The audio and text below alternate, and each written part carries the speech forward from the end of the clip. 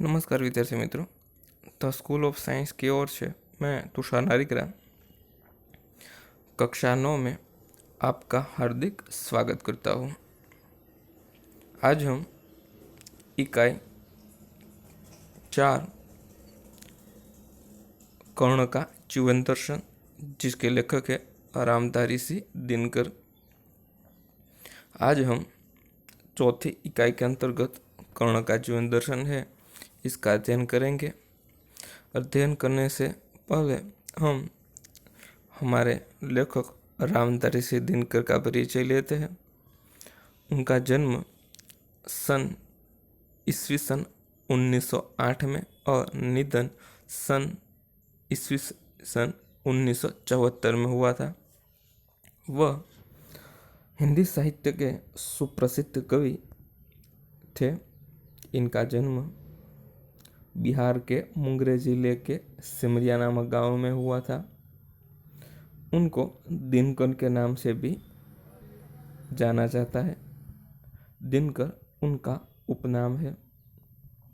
वह एक किसान परिवार में उनका जन्म हुआ था। उन्होंने प्रारंभिक शिक्षा मुंगेर तथा उच्च शिक्षा पटना में प्राप्त की।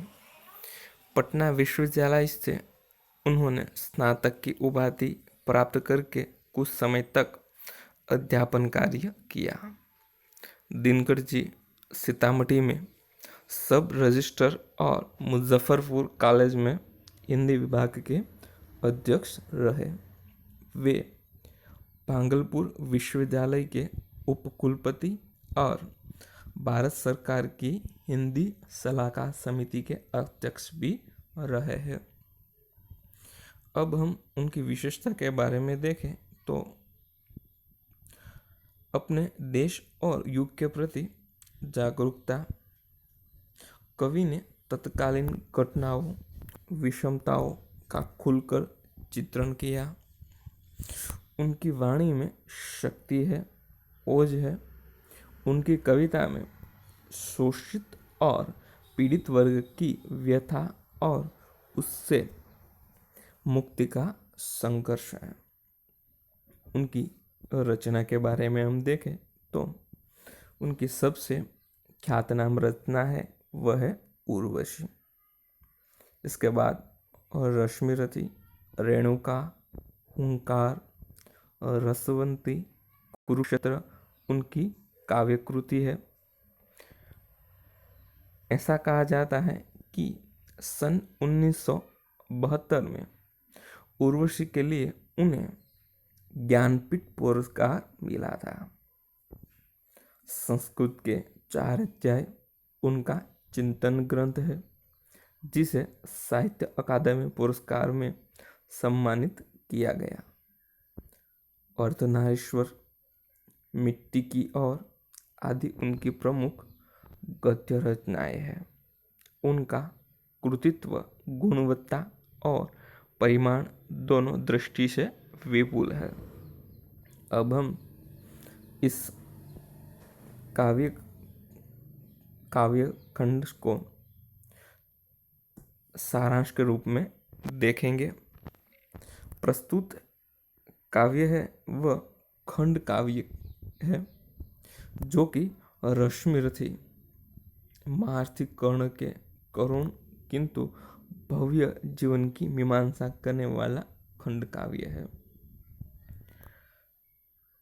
सारे अन्यायों को सहकर कर्ण जन्मजात महानता पर पुरुषार्थ जन्य महानता की विजय चाहता है। अंत में जब पांडव सेठ के रूप में जब कुछ प्राप्त करने का प्रलोभन सामने आता है, तब भी वह अविचलित रहता है और जिसने आज तक साथ दिया उस मित्र को किसी भी मोल पर छोड़ना नहीं चाहता। कृष्ण कर्ण को पांडवों के पक्ष में ले आने के लिए उससे मिलते हैं। उस कथा प्रारंभ में प्रस्तुत काव्यांश लिया गया है। अब हम यहाँ पर जो शीर्षक दिया गया है કર્ણ કા જીવન દર્શન. એવું કહેવાય છે મિત્રો કે કર્ણ છે એ ખૂબ જ મહાન વ્યક્તિ હતો અને એની સાથે એક જોડાયેલો શબ્દ છે એ છે દાનવીર. દાન માટે કર્ણ છે એ ખૂબ જ નામના મેળવેલો વ્યક્તિ હતો. કોઈ પણ કાવ્ય હોય કે પાઠ હોય એમના શીર્ષકના આધારે જ એની અંદર આપવામાં આવેલું જે ભાવ છે અથવા તો જે રચના છે એની સમગ્રતયા એટલે કે સમગ્ર જે ઘટનાઓ છે એ આપણે જાણી શકતા હોઈએ છીએ. જેમ કે આ જ અહીંયા કાવ્ય છે જે ખંડકાવ્ય છે, જેમાં કર્ણનું જીવન દર્શન એટલે કે કર્ણની જે મહાનતા છે એ મહાનતાને અહીંયા આપણા દિનકર પ્રસ્તુત કરી છે. તો જે કર્ણ એ કેવો મહાન હતો એમને આ કાવ્યના માધ્યમ દ્વારા આપણે બધાએ જોવાની છે. એમ કહેવાય છે કે જ્યારે મહાભારતનું યુદ્ધ થયું ત્યારે ભગવાન કૃષ્ણ છે એ કર્ણ પાસે જાય છે અને કર્ણને સમજાવવાની પ્રયત્ન કરે છે, પરંતુ કર્ણ છે એ માનતો નથી.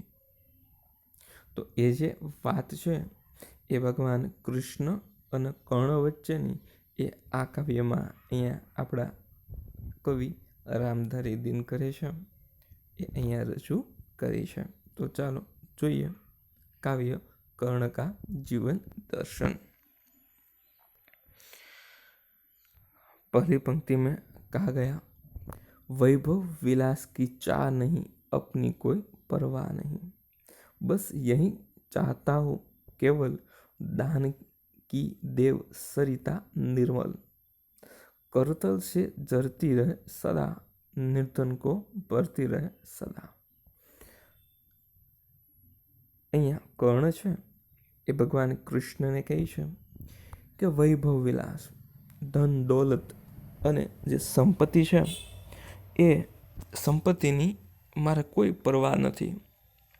બસ માત્ર એટલું જ ઈચ્છું છું કે મારા હાથેથી જે દાન આપવાની સરિતા, સરિતા એટલે કે નદી, જેવી રીતના નદી છે એક સ્થાનેથી બીજા સ્થાને સતત વહેતી રહી છે, તેવી રીતે આ દાન આપવાની જે પ્રક્રિયા છે એ મારા હાથમાંથી ક્યારેય એ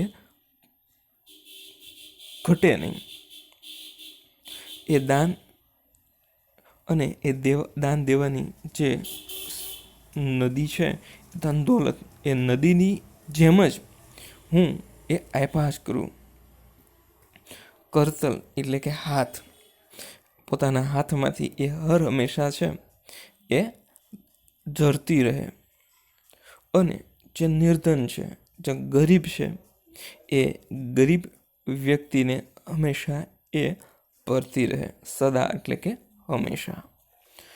તુચ્છ હે અરાજ્ય ક્યા હૈ કેશવ, પાતા ક્યા નર કર પ્રાપ્ત વિભવ, ચિંતા પ્રભુત અતકલ્પ, हास कुछ चाकचिक्य कुछ क्षण विलास, पर वह भी यही गंवाना है, कुछ साथ नहीं ले जाना है.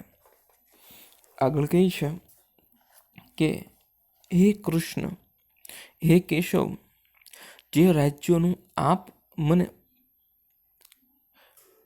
પ્રલોભન આપો છો તે ઘણું જ નાનું છે, તુચ્છ છે. એ વસ્તુ છે કેવી છે?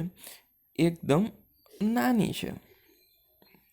હવે આ વૈભવને પ્રાપ્ત કરીને મનુષ્ય શું મેળવશે? કારણ કે એ વૈભવ પ્રાપ્ત કરીને તેને પુષ્કળ ચિંતાઓ પ્રાપ્ત થાય છે. જેટલી આ વૈભવ મળે છે એટલી ચિંતા વધે છે અને જરા જેટલી ખુશી પ્રાપ્ત થાય છે એ થોડી ઘણી ચમક ધમક અને થોડા વખત માટે જ એ સુખ અને કહી શકાય કે એ ભોગવિલાસ જે સુખ જે પ્રાપ્ત થાય છે એ કેવું હોય છે તો કે એ સુખ વિલાસ એ થોડાક સમય માટે જ એ ભોગવી શકીએ છે. તો આ બધી જ વસ્તુઓ તેને અહીં જ આપ મૂકીને જવાની છે. ભગવાન કૃષ્ણને કર્ણ કહે છે કે જે કાંઈ વસ્તુઓ છે એ પ્રાપ્ત થઈ છે, જે શુભ ભોગ્ય છે, બધી જ વસ્તુ એ તો મારે અહીંયા જ છોડીને જવાની છે અને ખાલી હાથે જ અહીંથી છે એ જવાનું છે, સાથે કાંઈ લઈ જવાનું નહીં. એટલે કે આ બધી જ વસ્તુ અહીંયા જ મૂકીને જવાની છે.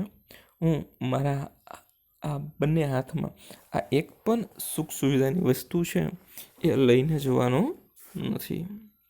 मुझ में मनुष्य जो होते हैं कंचन का बार न धोते हैं, पाते हैं धन बिखराने को, लाते हैं रतन लुटाने को, जग से न कभी कुछ लेते हैं, दान ही हृदय का देते हैं. કર્ણ આગળ કહે છે કૃષ્ણ ભગવાનને કે મારા જેવા મનુષ્યો જે છે તે સોનાનો જે ભાર છે એ ભાર સહન કરી શકતા નથી. અને આ જે કાંઈ ધન, પૈસો, સુખ સુવિધા અને જે ધનથી મળતું જે વૈભવનું જે સુખ છે એ જીવન વિતાવવા માટે નથી. તેઓ લોકોમાં વહેંચી દેવા માટે જ ધન છે એ પ્રાપ્ત કરે છે. કહે છે કે મારા જેવા લોકો છે એ આ બધું જે ધન મેળવે છે એ લોકોને વહેંચવા માટે જ એ મેળવે છે. એમના માટે કોઈ બહુમૂલ્ય વસ્તુઓ લોકોમાં વહેંચી દેવા માટે જ હોય છે. તેઓ સંસારમાંથી કંઈ જ લઈ જતા નથી અને પોતાના હૃદયનું દાન જ કરે છે. અર્થાત કહી શકાય કે આ બધા જે દુઃખી લોકો છે તેના પર દયા કરે છે. આગળની પંક્તિમાં જોઈએ, प्रासादों के कनकाब शिखर होते हैं कबूतरों के ही घर, महलों में गरुड़ न होता है, कंचन पर कभी न सोता है, बसता वह कभी कहीं पहाड़ों में, शैलों की फट्टी दरारों में. અહીંયા પ્રાસાદ એટલે કે મહેલ. એમ કહે છે કે જે ઊંચા ઊંચા મહેલ છે એ મહેલમાં ક્યારેય એ મહેલના શિખરો ઉપર કબૂતરો છે એ ક્યારે એ જ બેસે છે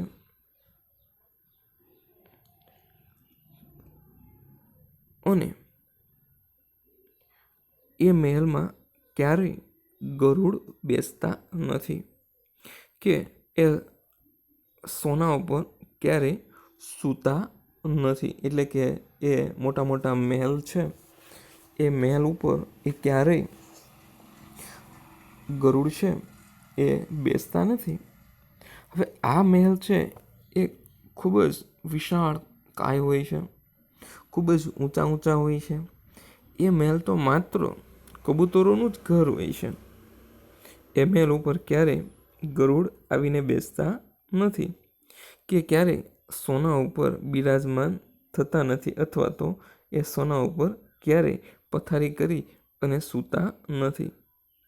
હવે આ ગરુડ છે એ ક્યાં વસવાટ કરે છે તો કે પર્વતો ઉપર. અને એ પર્વતોની જે ફાટેલી જે દરાર છે એ દરારમાં જઈને બેસતા હોય છે. એ ક્યારેય રાજાના જે મોટા મોટા મહેલ હોય મહેલ ઉપર ગરુડ ક્યારેય બેસતા નથી. આગળની પંક્તિમાં કહે છે, होकर समृद्धि सुख के अधीन मानव होता नित तप क्षीण, सत्ता किरीट मणिमय आसन करते मनुष्य का तेज हरण, नर विभव हेतु चाहता है पर वही मनुष्य को खाता है. આગળ એમ કહે છે કે સમૃદ્ધિ અને સુખ એ ક્યાંથી મળે છે વ્યક્તિને? તો કે પૈસાથી, ધનથી. ધન અથવા તો એને આપણે દોલત પણ કહી શકીએ. તો કે આ ધન દોલતના કારણે વ્યક્તિ જે સુખનો અનુભવ કરે છે, હવે એ સુખ છે એ મનુષ્યને ગુલામ બનાવીને, અને એ ગુલામીના કારણે મનુષ્યનું જે કાંઈ તેજ છે, એને કરેલું જે કાંઈ તપ છે, એ બધું જ કેવું થઈ જાય છે? ક્ષીણ થઈ જાય છે, એટલે કે ખોઈ બેસે છે. અને રાજપદ, મુકટ અને મણિ જડિત જે સિંહાસન એ મનુષ્યના તેજને હરી લે છે, તેને પ્રભાવ વિહોણા બનાવી દે છે. આમ મનુષ્ય ધન સંપત્તિ પામવા ઘણી બધી છે એ લલચાય છે, પણ આ ધન સંપત્તિ જ તેને નષ્ટ કરે છે. એમ કહે છે વહી મનુષ્ય કો ખાતા હૈ, એટલે કે જે ધન સંપત્તિ છે એ જ એના નષ્ટ થવાનું કારણ છે, અને એના કારણે જ મનુષ્ય છે એ નષ્ટ થાય છે. આગળના પંક્તિમાં જોઈએ તો ચાંદની પુષ્પ છાયા में पल नर गले बने सुमधुर कोमल पर अमृत क्लेश का पिए बिना आतप अंतड़ में जिए बिना वह मनुष्य नहीं कहला सकता विघ्नों को नहीं हिला सकता. એટલે કે ચાંદની અને ફૂલોની છાયામાં, પુષ્પ એટલે કે ફૂલ, હવે જે ચાંદની છે અને જે પુષ્પ છે એની છાયામાં જે મનુષ્ય છે એ પોતાનું જીવન છે એ ઉછેર્યું હોય, એ મનુષ્ય સુંદર અને કોમલ ભલે બની ગયો હોય, કેમ કે જે ચાંદની છે એનો ગુણ છે શીતલ, પુષ્પ છે એ પણ કેવું હોય છે? કોમલ. આ બંને ગુણોથી લઈને જેનું જીવન છે એ ઉછેર્યું હોય તે વ્યક્તિ, પરંતુ આ વ્યક્તિ એક કષ્ટોનું અમૃત સહન કર્યા વિના એ વ્યક્તિને ક્યાં છે એ કષ્ટ એટલે કે દુઃખ જ્યાં સુધી એ મળતું, આતપ એટલે કે પીડા તેમને મળતી નથી, એટલે કે એમને તડકો છે, તુફાન છે, આ બધું જ પ્રાપ્ત થતું નથી, તો તે પુરુષ કહેવાતો નથી. અને એ વિઘ્ન જ્યારે એ પાર કરે છે તો જ એ મનુષ્ય કહેવાય છે. પરંતુ આ જે કાંઈ વસ્તુ જે તપ છે અથવા તો જે પીડા છે, વિઘ્નો છે, એ પાર કરતો નથી, એટલે તે પાર કરી શકતો નથી. જ્યાં સુધી દુઃખ સહન નહીં થાય, કારણ કે એમનું જીવન જ છે એ એની શીતળ ચાંદનીમાં, પુષ્પોની છાયા વચ્ચે જે મનુષ્ય છે એ મોટો થયો છે, ઉછર્યો છે, એને આ દુઃખ આવશે તો એમાં એ આવેલ દુઃખ અથવા તો જેને આપણે વિઘ્ન કરી શકીએ એ વિઘ્નોમાંથી એ પાર પાડી શકતો નથી. આગળ કહેશે ઉડતે જો ઝંઝાવાતો મેં, पीते जो वारी प्रपातों में, सारा आकाश अयन जिनका, विष्कर भुजंग भोजन जिनका, वे ही फणिबंद छुड़ाते हैं, धरती का हृदय छुड़ाते हैं. એમ કહે છે કે જે પક્ષી ઝંઝાવાત એટલે કે વાવાઝોડું, એમ કહેવાય કે જ્યારે વરસાદ અને પવન એક સાથે આવતો હોય એને ઝંઝાવાત કહેવાય છે. હવે જે પક્ષી આવા જ વાવાઝોડામાં ઉડે છે તે જ વારી એટલે જળ અથવા તો પાણી, તે જ પક્ષી છે એ પ્રપાત એટલે કે અહીંયા આવી ગયેલું વાવાઝોડું અથવા તો પીડા છે, એ પીડામાં એ પાણી પી શકે છે. હવે એમ કહે છે કે એ જ પક્ષી છે એ આખું આકાશ અને પૃથ્વીને જોઈ શકે છે. અને એમ કહેવાય છે કે આખું આકાશ અયન અને આકાશ એ જ એમનું ઘર છે. અને જે